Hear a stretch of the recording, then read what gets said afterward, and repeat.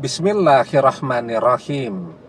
Assalamualaikum warahmatullahi wabarakatuh. Bapak-bapak, ibu-ibu, mas-mas, mbak-mbak, khususnya adik-adikku sekalian yang dirahmati Allah dimanapun Anda berada.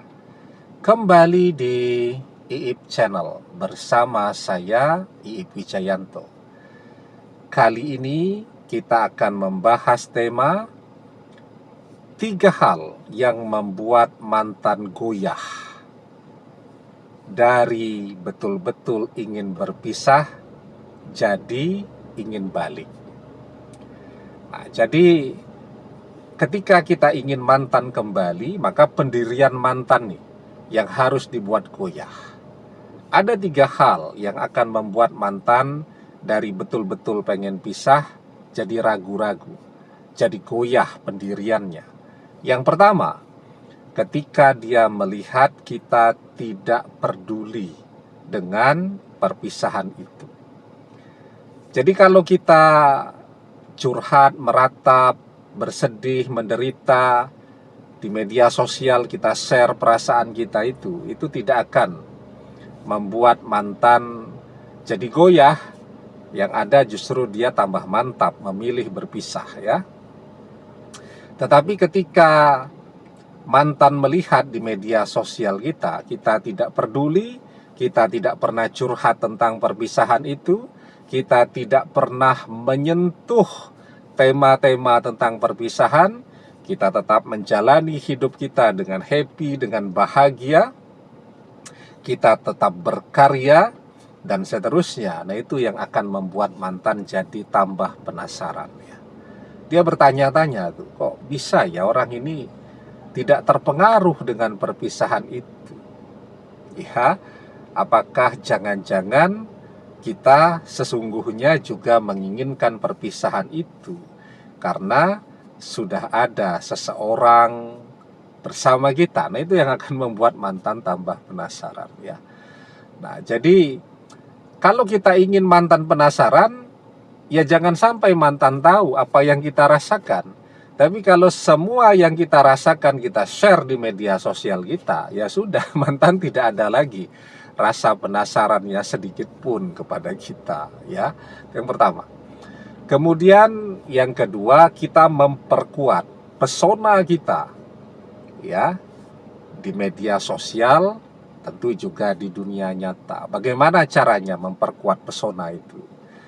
Ya, kita misal kalau kemarin-kemarin posting foto di media sosial, ya asal foto saja. Tapi sekarang segala sesuatunya kita persiapkan dengan maksimal. Sebelum berfoto dandan dulu. Kalau yang wanita bedaan dulu, ya, pakai lipstick, ya, pakai baju yang terbaik. Kita minta difotokan oleh saudara begitu, pakai kamera juga yang bagus, ya. Kalau perlu ya diedit-edit sedikit fotonya, sehingga apapun yang kita tampilkan tentang kita di media sosial itu yang terbaik, ya. Jadi kuncinya itu kalau kita melihat foto kita merasa senang, wah bagus nih foto, maka orang lain juga otomatis akan merasakan hal yang sama. Jadi ukurannya harus kita dulu, jangan memaksakan diri.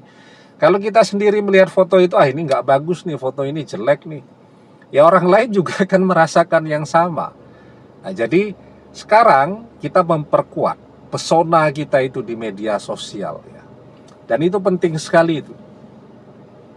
Karena orang akan merasakan sesuatu yang sudah tidak dia miliki itu akan jadi lebih indah, ya. Misal kita punya mobil nih, mobil ini kita jual nih ke orang. Tahu-tahu papasan di jalan atau parkir jejer. Waduh, kok bagus ya mobil kita sekarang, ya. Begitu. Apalagi memang ketika mobil itu diservis ulang, ya, dirawat dengan bagus, memang jadi lebih bagus, lebih kinclong, lebih glowing, dan seterusnya. Nah, itu akan membuat kita merasa rugi. Aduh, seharusnya jangan dijual ya, karena ternyata masih bagus sekali. Nah, itu yang kedua, memperkuat pesona kita di media sosial kita agar mantan jadi tambah goyah. Aduh, ternyata mantan melihat kita, aduh ganteng ya, ternyata ganteng banget ya sekarang. Nah, itu akan membuat dia goyah tuh pendiriannya. Nah, kemudian yang ketiga ya, mantan akan goyah pendiriannya ya.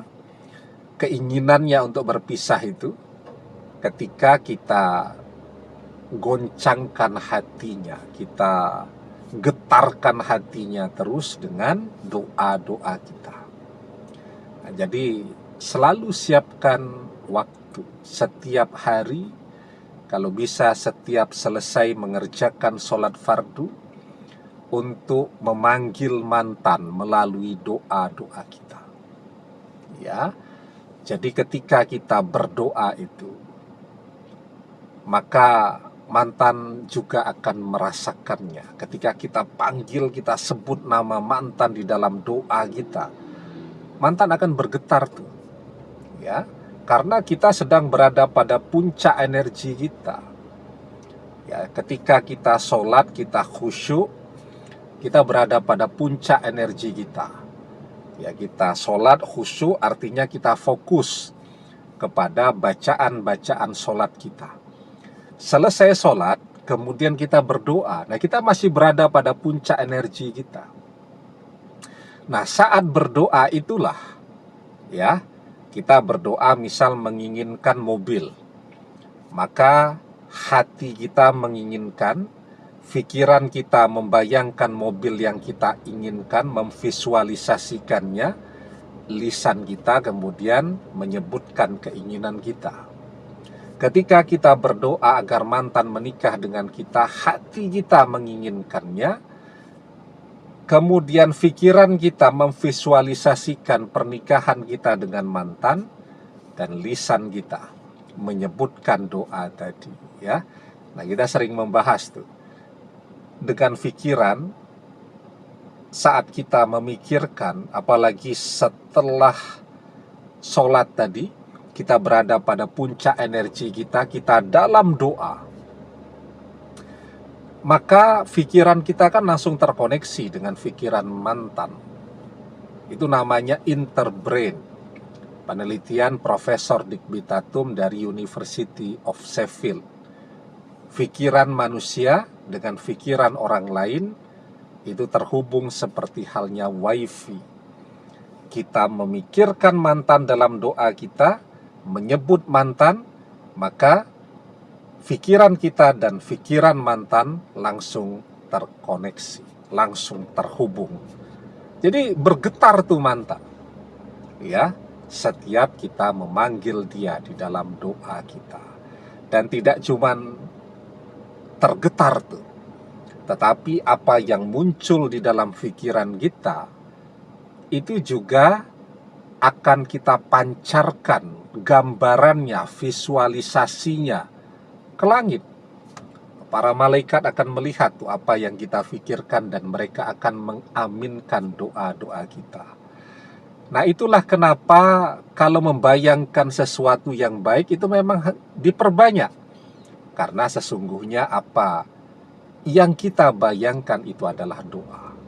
Iza tamanna ahadukum falyaksir fa innama yas'alu rabbahu azza wa jalla. Ketika salah seorang di antara kalian berangan-angan, maka perbanyaklah, karena sesungguhnya dia sedang meminta kepada Rabb-Nya, Allah Azza wa Jalla. Demikian, semoga bermanfaat. Wallahu a'lam bissawab, billahi taufik wal hidayah.